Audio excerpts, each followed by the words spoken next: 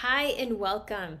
If you're serious about stopping overthinking, this video is for you. I'm going to dive into two research-backed strategies that can help you break that overthinking spiral that can be so frustrating and a waste of your time, right? Sometimes it could be so unhelpful and you're like, wow, I've been thinking about this for the last 30 minutes, or you get lost in your thoughts. So today I want to give you two strategies that can help you break that cycle. And let's go ahead and get right into it. Imagine you're at your desk and you're trying to concentrate, but your brain keeps circling back to that email you sent yesterday. You start thinking, did I say something wrong? Should I have worded it differently? Why haven't they replied? Or maybe you're dreading an upcoming presentation. You're already imagining all the ways that you can mess up. Or maybe you want to initiate a conversation, but your brain goes, what if it's awkward? What if I feel awkward? What if it goes horribly wrong? And so the more that you think about it, the deeper you sink like mental quicksand. So you put it off, you overthink it, then you feel bad for not doing it, and then that guilt sets in, just making it harder to act.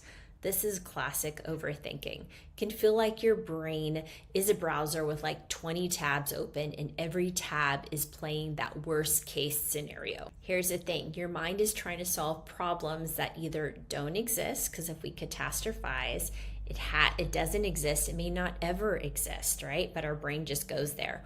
Or we're trying to solve problems that we can't solve right now. That constant loop of worst case scenarios and overthinking can cause more anxiety more than actually doing it. That's a trap. Overthinking doesn't prepare you, can actually paralyze us, right? And the cost of overthinking, missed opportunities, not having those difficult conversations, maybe not getting out of our comfort zone, not giving the presentation, not asking our boss for time off. So then we lose that confidence and trust in ourselves. But here's the truth, overthinking isn't real thinking. Real thinking, it solves problems, right? Overthinking can create more of them, especially if we're catastrophizing or just ruminating, which sometimes can paralyze us into not taking action. So instead, let's change this. Let's go over two tools that we can use when overthinking strikes. So tool number one is called positive distraction, and it's one of the most researched methods for breaking that overthinking loop. And this is how we do it. Imagine you're trying to work, but you're obsessing about that unanswered text you sent to a friend. You keep checking your phone, right? Replaying what you wrote. Is she mad at me? You've lost all focus and your anxiety is growing.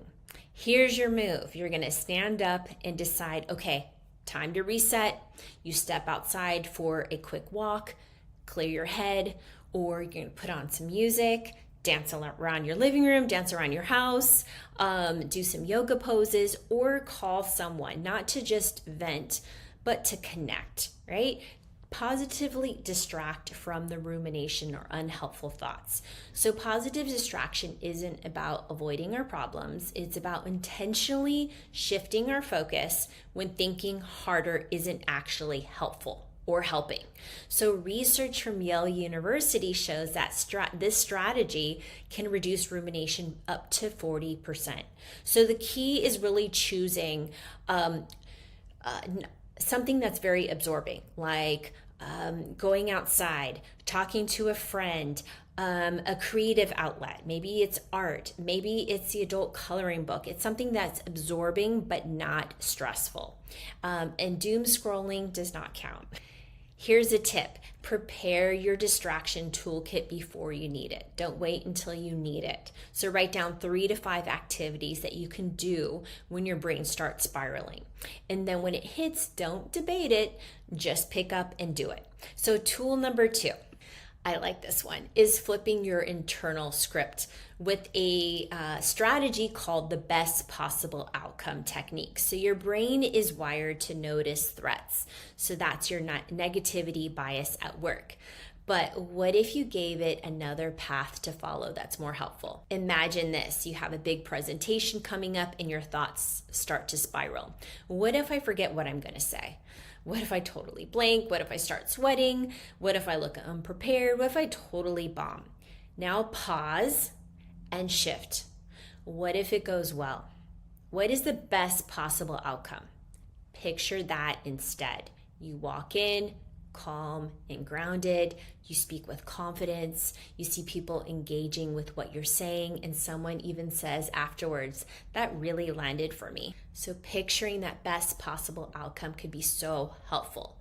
Or maybe you're dreading that difficult conversation, and instead of bracing for it to go badly, you imagine you being honest and kind and walking away from the relationship stronger. You imagined or visualized it going well, you handling it well. So here's why it works. Your brain doesn't know the difference between vividly imagined and real experience. So studies show that people who regularly visualize positive outcomes show measurable improvements in mood and reduce cortisol levels after just 15 minutes. Like athletes do this all the time, right? They visualize their best performance, right? They visualize positive outcomes. So practice that, even if it's just for a few minutes a day, just to get familiar with this practice. So let's go over the tools. Number 1 was positive distraction. Number 2 is imagining the best possible outcome. This can interrupt that cycle of rumination, that unhelpful thinking, that endless unproductive loop that feels like you're solving something, but really can be so exhausting and frustrating. Instead, these strategies train your brain to rewire its default pattern from anxiety to calm, from self-doubt to possibility and options.